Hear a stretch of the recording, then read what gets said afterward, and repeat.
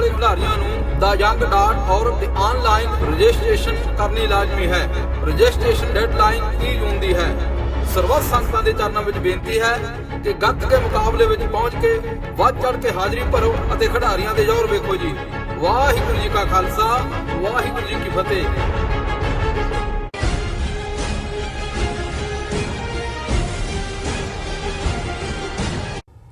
ਦਰਸ਼ਕੋ, break ਤੋਂ ਬਾਅਦ ਤੁਹਾਡਾ ਸਭ ਦਾ ਨਿੱਘਾ ਸਵਾਗਤ ਹੈ। ਵਿਊਅਰਸ, ਹੁਣ ਆਪਾਂ ਗੱਲਬਾਤ ਕਰਾਂਗੇ ਜੋ ਅੱਜ ਦਾ ਥਰਡ ਵਾਲਾ ਅਹਿਮ ਇਸ਼ੂ ਹੈ ਉਸ ਬਾਰੇ। ਪਰ ਤੁਹਾਡੇ ਸਾਹਮਣੇ ਜਿਹੜੇ ਮੈਸੇਜ ਨੇ ਉਹ ਸਾਨੂੰ ਮਿਲ ਚੁੱਕੇ ਨੇ। ਲਿਖਣ ਲਈ ਤੁਹਾਡਾ ਬਹੁਤ ਬਹੁਤ ਸ਼ੁਕਰੀਆ। ਤੁਸੀਂ ਸਾਡੇ ਨਾਲ ਇਸੇ ਤਰ੍ਹਾਂ ਹੀ ਜੁੜੇ ਰਹਿਣਾ। ਅਸੀਂ ਇਹ ਸਾਰੇ ਮੈਸੇਜ ਤੁਹਾਡੇ ਨਾਲ ਥੋੜੇ ਦੇਰ ਬਾਅਦ ਆਪਾਂ ਡਿਸਕਸ ਕਰਾਂਗੇ। ਜੀ ਡਾਕਟਰ ਸਾਹਿਬ, ਕੀ ਕਹਿਣਾ ਚਾਹੋਗੇ? ਦੇਖੋ, ਇੱਕ ਸਟੇਟਮੈਂਟ ਅਕਸਰ ਦਿੱਤੀ ਜਾਂਦੀ ਹੈ ਕਿ 100 ਸਾਲ ਬਾਅਦ ਦੇਸ਼ਾਂ ਦੇ ਬਾਰਡਰ ਬਦਲਦੇ ਰਹਿੰਦੇ ਨੇ। ਬਿਲਕੁਲ। ਔਰ ਜੇ ਅਸੀਂ ਪਿਛਲੀਆਂ ਸਦੀਆਂ ਦਾ ਇਤਿਹਾਸ ਦੇਖੀਏ, ਈਵਨ 20ਵੀਂ ਸਦੀ ਦਾ ਵੀ, ਤੇ ਇਹ ਗੱਲ ਗਲਤ ਨਹੀਂ ਹੈ। ਜਦੋਂ UN ਚਾਰਟਰ ਹਿਊਮਨ ਰਾਈਟਸ ਦਾ ਸੈਨ ਫਰਾਂਸਿਸਕੋ 'ਚ 10 ਦਸੰਬਰ 1948 ਨੂੰ ਜਾਰੀ ਹੁੰਦਾ ਤੇ ਸਿਰਫ 50 ਦੇਸ਼ ਮੈਂਬਰ ਸੀ ਯੂਨਾਈਟਿਡ ਨੇਸ਼ਨਸ ਦੇ। ਜੀ ਅਸੀਂ ਦੇਖਦੇ ਹਾਂ ਕਿ ਇਹਨਾਂ 70 ਸਾਲਾਂ 'ਚ ਕਿਵੇਂ ਅੱਜ 193 ਦੇਸ਼ ਮੈਂਬਰ ਨੇ। ਸਾਡੀਆਂ ਅੱਖਾਂ ਦੇ ਸਾਹਮਣੇ ਦੇਖਦੇ ਦੇਖਦੇ ਜਦੋਂ 80s ਦੇ ਵਿੱਚ ਸੋਵੀਅਤ ਯੂਨੀਅਨ ਟੁੱਟਿਆ, ਉਹਦੇ 'ਚੋਂ 15 ਦੇਸ਼ ਨਿਕਲੇ। ਯੂਗੋਸਲਾਵੀਆ 'ਚੋਂ 6-7 ਦੇਸ਼ ਨਵੇਂ ਬਣੇ।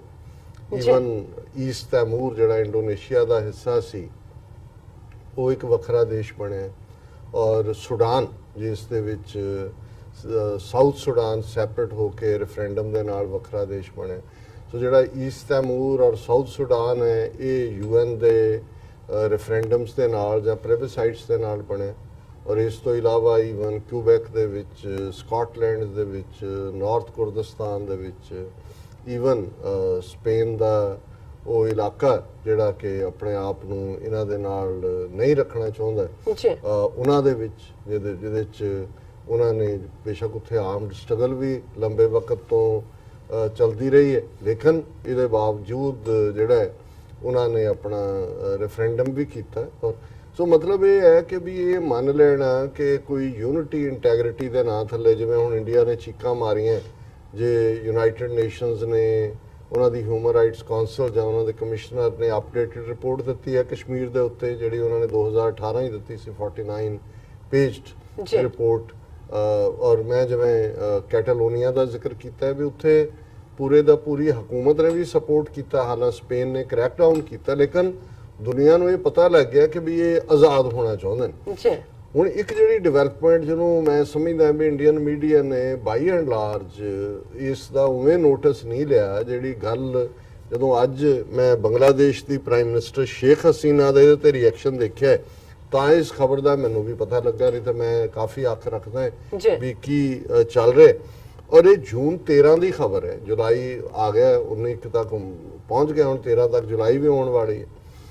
ਔਰ ਇਹ ਕੋਈ ਖਬਰ ਛੋਟੀ ਨਹੀਂ ਹੈ। ਇਹ ਇਸ ਗੱਲ ਦੀ ਇੰਡੀਕੇਸ਼ਨ ਹੈ ਕਿ ਅਮਰੀਕਾ ਜਾਂ ਇੱਥੇ ਬੈਠੇ ਜਿਹੜੇ ਇਹਨਾਂ ਦੇ ਲਾਅ ਮੇਕਰ ਨੇ, ਇਹ ਕਿਵੇਂ ਹੁਣ ਸਾਊਥ ਏਸ਼ੀਆ ਦੇ ਵਿੱਚ ਵੀ ਮੁਲਕਾਂ ਦੇ ਬਾਰਡਰ ਕਿਵੇਂ ਬਦਲਣੇ ਨੇ ਉਹਦੇ ਵੱਲ ਧਿਆਨ ਦੇ ਰਹੇ ਨੇ। ਮਿਆਂਮਾਰ, ਜਿਹਦਾ ਪੁਰਾਣਾ ਨਾਂ ਬਰਮਾ, ਔਰ ਉਹਦੇ 'ਚ ਕਿਵੇਂ ਜ਼ੁਲਮ ਹੋ ਰਹੇ ਨੇ ਰੋਹਿੰਗਿਆ ਮੁਸਲਮਾਨਾਂ ਦੇ ਉੱਤੇ। ਉਹਨਾਂ ਦੀ ਇੱਕ ਬਾਰਡਰਿੰਗ ਸਟੇਟ ਹੈ ਰਖੇਨ, ਜਿਹੜੀ ਕਿ ਬੰਗਲਾਦੇਸ਼ ਦੇ ਨਾਲ ਜਿਹਦਾ ਬਾਰਡਰ ਲੱਗਦਾ, ਔਰ ਉੱਥੇ ਰੋਹਿੰਗਿਆ ਮੁਸਲਮਾਨਾਂ ਦੇ ਉੱਤੇ ਜਿਨ੍ਹਾਂ ਨੂੰ ਕਿ ਉਹਨਾਂ ਦੀ ਮਿਆਂਮਾਰ ਦੀ ਫੌਜੀ ਜੁਨਟ ਹੈ, ਉਹ ਇੱਕ ਈਵਨ ਐਥਨਿਕ ਗਰੁੱਪ ਵੀ ਨਹੀਂ ਮੰਨਦੀ ਸੈਪਰੇਟ, ਉਹਨਾਂ ਨੂੰ ਉਹ ਬੰਗਲਾਦੇਸ਼ੀ ਮੰਨ ਕੇ ਉਹਨਾਂ ਦੇ ਉੱਤੇ ਬਹੁਤ ਜ਼ੁਲਮ ਕਰਦੇ ਨੇ। ਔਰ ਉਸ ਨੂੰ ਈਵਨ UN ਦੀ ਰਿਪੋਰਟਸ ਨੇ ਕਿਹਾ ਕਿ that is a classic case of test case of genocide. ਔਰ ਇਸ ਵੇਲੇ 7 ਲੱਖ ਰੋਹਿੰਗਿਆ ਮੁਸਲਮਾਨ ਬੰਗਲਾਦੇਸ਼ ਦੇ ਵਿੱਚ ਬੈਠੇ ਨੇ ਸ਼ਰਨ ਲੈ ਕੇ, ਰੈਫਿਊਜ, ਜਿਨ੍ਹਾਂ ਨੂੰ ਫੀਡ ਕਰ UN ਦੇ ਫੰਡਸ ਔਰ ਵੱਡੀ ਗਿਣਤੀ 'ਚ ਉੱਥੇ ਉਹਨਾਂ ਨੂੰ ਜਿਹੜਾ ਉਹਨਾਂ 'ਚ ਖੈਮਿਆਂ ਦੇ ਵਿੱਚ ਰੱਖਿਆ ਹੋਇਆ ਹੈ, ਸ਼ਿਵਰਾਂ 'ਚ।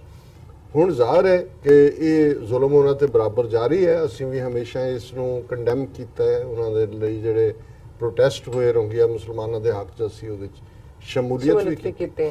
ਪਰ ਜਿਹੜੀ ਮੈਂ ਗੱਲ ਕਹਿ ਰਿਹਾ ਕਿ ਅਮਰੀਕਾ ਕਿਵੇਂ ਸਾਊਥ ਏਸ਼ੀਆ ਦੇ ਵਿੱਚ, ਜਿਵੇਂ ਸਾਊਥ ਸੁਡਾਨ ਅਮਰੀਕਾ ਦੀ ਮਦਦ ਤੋਂ ਬਿਨਾਂ ਤਾਂ ਨਹੀਂ ਸੀ ਬਣ ਸਕਦਾ। ਈਸਟ ਤੈਮੂਰ ਵੀ ਇਹਨਾਂ ਦੀ ਮਦਦ ਬਿਨਾਂ ਨਹੀਂ ਸੀ ਬਣ ਸਕਦਾ। ਜੀ। ਇਹ ਮੈਂ ਉਹਨਾਂ ਲੋਕਾਂ ਦੇ ਲਈ ਜਿਹੜੇ ਸਮਝਦੇ ਨੇ ਜੀ ਬੜਾ ਪਾਵਰਫੁਲ ਦੇਸ਼ ਭਾਰਤ ਜੀ, ਖਾਲਿਸਤਾਨ ਕਿਵੇਂ ਅੱਡ ਹੋ ਜਾਏਗਾ, ਸਾਰਾ ਇਹ 50,000 51,000 ਸਕੁਅਰ ਕਿਲੋਮੀਟਰ ਕਿੱਥੋਂ ਸਰਵਾਈਵ ਕਰੇਗਾ, ਪਰ ਕਿਵੇਂ ਸਾਊਥ ਏਸ਼ੀਆ ਦਾ ਬਾਰਡਰ ਬਦਲਿਆ ਜਾ ਸਕਦਾ ਔਰ ਉਹਦੇ ਲਈ ਕੀ ਹੈ। ਜੀ। ਹੁਣ ਕਾਂਗਰਸਮੈਨ ਕਾਫੀ ਪਾਵਰਫੁਲ ਹੈ ਔਰ ਇਸ ਵੇਲੇ ਮਿਸਟਰ ਬ੍ਰੈਡਲੀ ਸ਼ਰਮਨ ਔਰ ਜਿਵੇਂ ਇੱਕ ਕਮੇਟੀ ਹੁੰਦੀ ਹੈ ਇੰਟਰਨੈਸ਼ਨਲ ਫੋਰਨ ਰਿਲੇਸ਼ਨਸ ਕਮੇਟੀ ਹੈ ਸੈਨੇਟ ਦੀ, ਇਸੇ ਤਰ੍ਹਾਂ ਇੰਟਰਨੈਸ਼ਨਲ ਰਿਲੇਸ਼ਨਸ ਦੇ ਲਈ ਹਾਊਸ ਕਮੇਟੀ ਹੈ। ਫਿਰ ਹਾਊਸ ਕਮੇਟੀ ਦੇ ਵਿੱਚ ਉਹਨਾਂ ਦੀਆਂ ਸਬ ਕਮੇਟੀਆਂ ਹੁੰਦੀਆਂ ਜਿਹੜੇ ਉਸ ਖਿੱਤੇ ਨੂੰ ਡੀਲ ਕਰਦੀਆਂ, ਜਿਵੇਂ ਸਾਊਥ ਏਸ਼ੀਆ ਜਾਂ ਪੈਸੀਫਿਕ ਸਬ ਕਮੇਟੀ ਹੈ, ਉਹਦਾ ਚੇਅਰਮੈਨ ਹੈ ਕਾਂਗਰਸਮੈਨ ਬ੍ਰੈਡਲੀ ਸ਼ਰਮਨ। ਜੀ।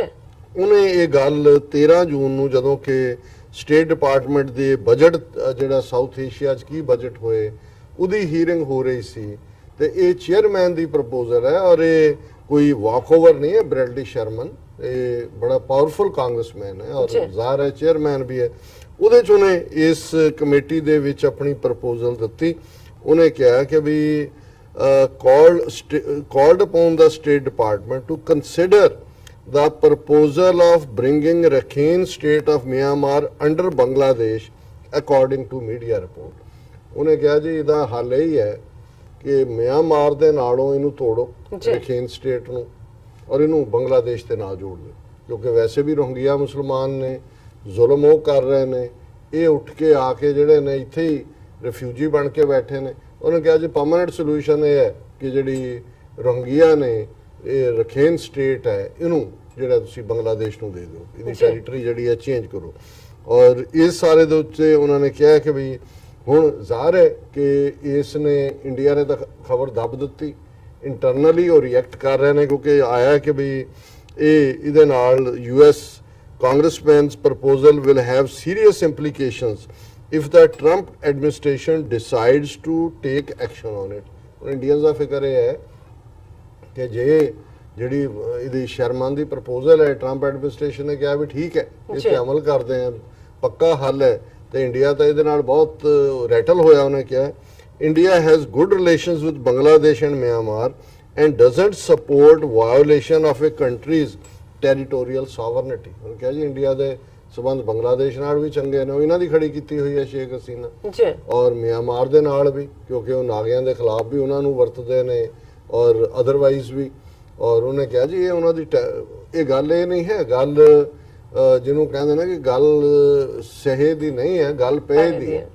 ਇੰਡੀਆ ਇਹ ਸਮਝਦਾ ਹੈ ਕਿ ਵੀ ਜੇ ਗਵਾਂਢ ਦੇ ਵਿੱਚ ਮਿਆਂਮਾਰ ਦੀ ਬਾਉਂਡਰੀ ਟੁੱਟ ਗਈ, ਰਖੀਨ ਜੇ ਅਮਰੀਕਾ ਸੀਰੀਅਸ ਹੋ ਗਿਆ ਵੀ ਠੀਕ ਹੈ ਇਹੀ ਇਹਦਾ ਹੱਲ ਹੈ, ਤੇ ਫਿਰ ਕੱਲ ਨੂੰ ਇਹ ਤਾਂ ਜੋ ਪੜੋਸੀ ਕੇ ਹੁਆ ਤੂੰ ਆਪਣੇ ਵੀ ਜਾਣ, ਕਿ ਜੋ ਗਵਾਂਢੀ ਦੇ ਹੋਇਆ ਤੇ ਤੇਰੇ ਵੀ ਹੋਣਾ। ਪਰ ਮੈਂ ਇਹ ਦੱਸਣਾ ਚਾਹੁੰਦਾ ਕਿ ਵੀ ਇਸ ਸਾਰੇ ਚੋਂ ਇਹ ਮੈਸੇਜ ਜਾਂਦਾ ਹੈ ਔਰ ਇਸ ਦੇ ਉੱਤੇ ਈਵਨ ਬੰਗਲਾਦੇਸ਼ ਦੀ ਪ੍ਰਾਈਮ ਮਿਨਿਸਟਰ ਸ਼ੇਖ ਹਸੀਨਾ ਨੇ ਵੀ ਹੁਣ ਰਿਐਕਟ ਕੀਤਾ ਹੈ। ਜੂਨ 13 ਦੀ ਇਹ ਪ੍ਰਪੋਜ਼ਲ ਹੈ, ਇੰਡੀਆ ਨੇ ਕਿਹਾ ਹੋਣਾ ਵੀ ਤੂੰ ਮੇਰਾ ਬੁਲਾਇਆ ਬੋਲ, ਕਿਉਂ ਨਹੀਂ ਬੋਲਦੀ ਵੀ, ਤੈਨੂੰ ਜਿਤਾਇਆ ਉੱਥੇ ਸਾਰੇ ਪੈਸੇ ਖਰਚ ਕੇ ਪੂਰਾ ਕੈਂਪੇਨ ਕਰਕੇ ਉਹਨੂੰ ਖਾਲਦਾ ਜ਼ਿਆ ਨੂੰ ਜੇਲ੍ਹ 'ਚ ਰਖਾਇਆ ਹੋਇਆ ਹੈ। ਔਰ Sheikh Hasina criticises US law makers proposal on ਰੱਖੀਨ।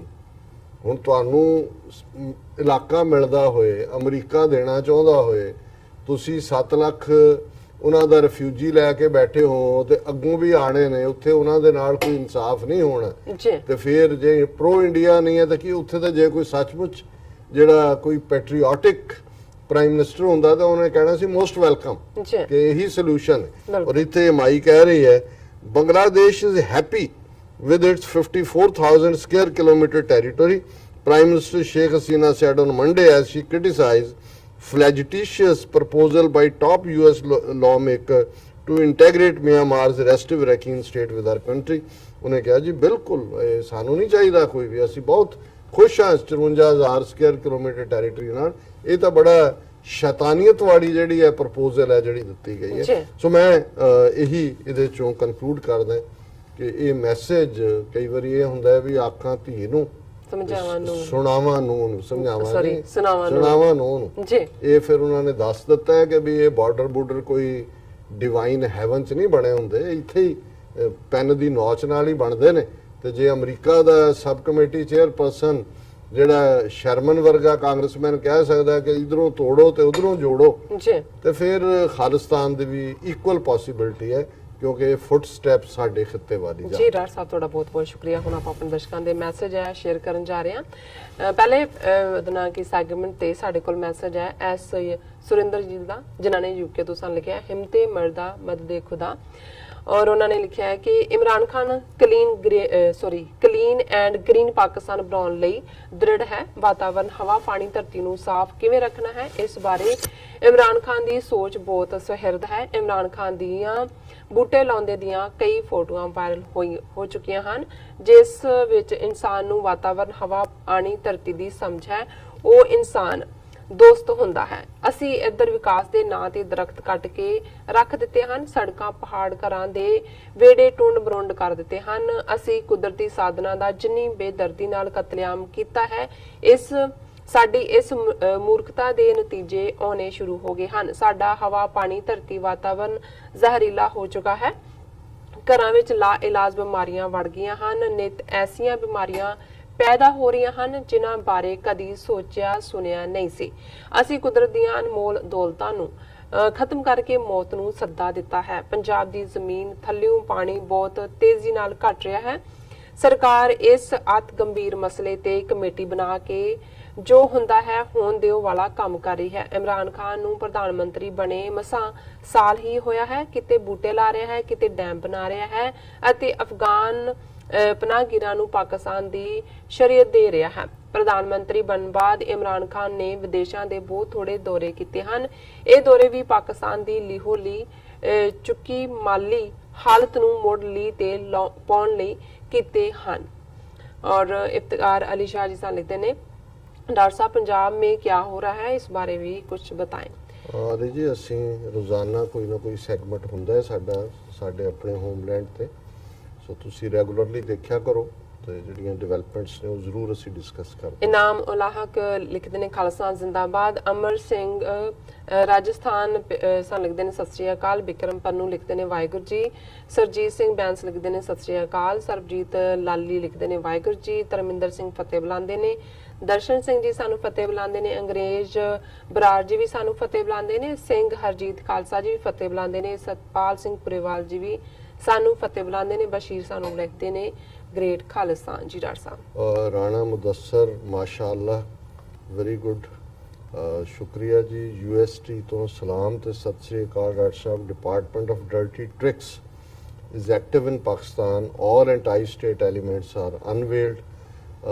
ਅਸੀਂ ਵੀ ਪਾਕਿਸਤਾਨ ਦੇ ਵਿੱਚ ਜੋ ਚੱਲ ਰਿਹਾ ਹੈ ਉਸ ਤੇ ਥੋੜੀ ਬਹੁਤ ਨਿਗਾਹ ਵੀ ਰੱਖਦੇ ਹਾਂ ਜੀ, ਔਰ ਇਸ ਗੱਲ ਨੂੰ ਲੈ ਕੇ ਥੋੜੇ ਫਿਕਰਮੰਦ ਵੀ ਹੈ ਕਿ ਵੀ ਇਹ ਜਿਹੜੇ ਐਕਟਰ ਨੇ ਜਿਨ੍ਹਾਂ ਨੂੰ ਪਤਾ ਨਹੀਂ ਕੌਣ ਕਿਹਦੀ ਕਠਪੁਤਲੀ ਹੈ, ਇਹ ਪਾਕਿਸਤਾਨ ਦੇ ਜਿਹੜੀ ਓਵਰਆਲ ਇਮੇਜ ਵੀ ਹੈ ਔਰ ਪਾਕਿਸਤਾਨ ਦਾ ਜਿਹੜਾ ਖਾਸ ਤੌਰ ਤੇ ਇਸ ਵੇਲੇ ਜੋ ਚੱਲ ਰਿਹਾ ਹੈ ਉਹਦੇ 'ਚ ਉਹ ਨੁਕਸਾਨ ਨਾ ਕਰਨ ਪਾਕਿਸਤਾਨ ਨੂੰ। ਔਰ ਗੁਲਾਮ ਦਸਤਗੀਰ ਸੱਜਣ ਇਹਨਾਂ ਨੂੰ ਮੈਂ ਇਹੀ ਕਹਿਣਾ ਚਾਹਾਂਗਾ ਕਿ ਰੱਬ ਨੇ ਤੁਸੀਂ ਆਪਣੇ ਨਾਂ ਨਾਲ ਵੀ ਦਸਤਗੀਰ ਹੈਗੇ ਹੋ। ਪੀਰ ਦਸਤਗੀਰ ਦਾ ਜਦੋਂ ਜ਼ਿਕਰ ਹੁੰਦਾ ਹੈ ਤੇ ਬੜਾ ਵੱਡੇ ਸੂਫੀ ਸੰਤ ਨੇ। ਸੋ ਤੁਸੀਂ ਇਸ ਕਿਸਮ ਦੇ ਜਿਵੇਂ ਤੁਸੀਂ ਕਮੈਂਟ ਲਿਖਦੇ ਹੋ ਇਹ ਠੀਕ ਨਹੀਂ ਹੈ ਜੀ। ਔਰ ਜ਼ਾਹਰ ਹੈ ਐਪਰੀਸ਼ੀਏਟ ਕਰਨਾ ਕੁਝ ਹੋਰ ਗੱਲ ਹੈ, ਲੇਕਿਨ ਇਸ ਕਿਸਮ ਦਾ ਵਰਤਾਰਾ ਨਾ ਰੱਖੋ कि असी तुहानू फिर ब्लॉक करिए तो। और शाहिद बशीर डॉक्टर साहब सलाम, I like your programme, keep up the good work. बहुत शुक्रिया शाहिद जी। ख्वाजा 1951 लिखते हैं as the Quran also says we are here as a viceroy of the creator to take comprehensive care of his creation living and non living. बहुत खूबसूरत। पहले segment जो असी किया है उन्होंने ਕੁਰਾਨ ਸ਼ਰੀਫ ਦੇ ਹਵਾਲੇ ਨਾਲ ਕਿਹਾ ਕਿ ਭਾਈ ਅਸੀਂ ਜਿਹੜਾ ਹੈ ਉਹ ਰੱਬ ਦੇ ਇੱਕ ਬੰਦੇ ਦੇ ਤੌਰ ਤੇ ਇਸ ਦੀ ਹਿਫਾਜ਼ਤ ਲਈ ਹੈ ਔਰ ਤਾਂ ਕਿ ਇਹ ਖਲਕ ਮੈਂ ਖਾਲਕ ਪੂਰੇ ਹੋ ਸਭ ਥਾਈ। और मारखोर न्यूज़ है कहते हैं डॉक्टर साहब इंडिया की फ्रीडम फाइटिंग मूवमेंट्स पर एक प्रोग्राम करें। ठीक है मारखोर जी, ਅਸੀਂ ਜ਼ਰੂਰ ਇਸ ਬਾਰੇ ਕਰਾਂਗੇ। और फिर उन्होंने खालिस्तान बन के रहेगा खालिस्तान और अहमद इरफान, जफर इकबाल, अवतार सिंह कहते हैं इको हल है अपना घर खालिस्तान। ਅਹਿਮਦ ਹਮਜ਼ਾ ਲਿਖਦੇ ਨੇ, ਡਾਕਟਰ ਸਾਹਿਬ, Indian agencies have started sponsoring its agents to make some videos against Sikhs to destroy developing Pakistan-Sikh relations. फिर उन्होंने कहा, I request Sikhs and Pakistanis to be very careful because Indian agents are active within our fort to destroy our relations. बिल्कुल ठीक है। जी। पिछले period ਅਸੀਂ ਕਦੇ issue ਤੇ ਗੱਲ ਵੀ ਕੀਤੀ ਹੈ ਔਰ ਮੈਂ ਦੇਖ ਰਿਹਾ ਕਿ ਵੀ ਉਹਨਾਂ ਨੇ ਆਪਣਾ ਡਰਟੀ ਕੰਮ ਵਧਾਇਆ ਹੋਇਆ ਹੈ ਔਰ ਝੂਠ ਭਰ ਕੇ ਉਸ ਹਿਸਟਰੀ ਨੂੰ ਗੰਦਲਾ ਕਰਨ ਦੀ ਕੋਸ਼ਿਸ਼ ਕਰ ਰਹੇ ਨੇ ਜੀ ਤਾਂ ਕਿ ਜਿਹੜੀ ਗੁੱਡਵਿਲ ਸਿੱਖਾਂ ਮੁਸਲਮਾਨਾਂ ਚ ਖਾਲਿਸਤਾਨ ਔਰ ਪਾਕਿਸਤਾਨ ਔਰ ਖਾਸ ਤੌਰ ਤੇ ਕਰਤਾਰਪੁਰ ਦੇ ਕੋਰੀਡੋਰ, ਕਰਤਾਰਪੁਰ ਸਾਹਿਬ ਦੇ ਕੋਰੀਡੋਰ ਦੇ ਹਵਾਲੇ ਨਾਲ ਆਈ ਹੈ ਔਰ ਇਹਨੂੰ ਉਹ ਡਿਸਟਰੋਏ ਕਰਨ। ਔਰ ਅਹਿਮਦ ਹਮਜ਼ਾ ਹੀ ਕਹਿੰਦੇ ਨੇ, if Khalistan movement has no power then why Indian agencies are so much worried about it? Why are Indian agencies sponsoring its agents in Pakistan to start a movement against Sikhs in Pakistan? ਜੀ ਔਰ ਇਹ ਚੱਲ ਰਿਹਾ, ਮੈਂ ਕਿਸੇ ਵੇਲੇ ਫਿਰ discuss ਕਰਾਂਗਾ। ਅਸੀਂ ਇਹ ਨੈਗੇਟਿਵਿਟੀ ਨੂੰ ਜ਼ਿਆਦਾ ਹਵਾ ਵੀ ਨਹੀਂ ਦੇਣਾ ਚਾਹੁੰਦੇ ਜੀ। ਪਰ ਇਗਨੋਰ ਵੀ ਨਹੀਂ ਕਰਨਾ ਚਾਹੁੰਦੇ। ਅਸੀਂ ਵਾਰਨ ਜ਼ਰੂਰ ਕਰਦੇ ਹਾਂ, ਅਲਰਟ ਕਰਦੇ ਹਾਂ ਰਾਦਰ ਕਿ ਇਸ ਗੱਲ ਦਾ ਧਿਆਨ ਰੱਖੀਏ ਕਿ ਇਹ ਲੋਕ ਜਿਹੜੀ ਬੋਨ ਹੋਮੀ ਆਪਸ 'ਚ ਕਾਇਮ ਹੋਈ ਹੈ ਦੋਨਾਂ ਕੌਮਾਂ ਦੀ, ਉਹਨਾਂ ਨੂੰ ਡਿਸਟਰੋਏ ਕਰਨਾ ਚਾਹੁੰਦੇ ਨੇ। ਜੀ ਗੈਰੀ ਸੰਧੂ ਔਰ ਸੁਰਿੰਦਰ ਸਿੰਘ, ਵਾਹਿਗੁਰੂ ਜੀ ਮਿਹਰ ਕਰਨ। ਤਾਹਿਰ ਮਹਿਮੂਦ, वो कहते हैं पिंडा वाले जैसा हीरो सदियों में पैदा होते हैं। बहुत तुसी ठीक फरमाया। परवेज अख्तर वो कहते हैं you are good analyst sir, tired of Indian media. So मैं समझदा भी ਜੀ ਹੁਣ ਵਕਤ ਵੀ ਹੋ ਗਿਆ ਬ੍ਰੇਕ ਤੇ ਜਾਣ ਦਾ। ਵਿਊਅਰਸ ਤੋਂ ਸਾਡਾ ਸਰਾ ਬਣੇ ਰਹਿਣਾ, ਮਿਲਦੇ ਹਾਂ ਛੋਟੇ ਜਿਹੇ ਬ੍ਰੇਕ ਤੋਂ ਬਾਅਦ।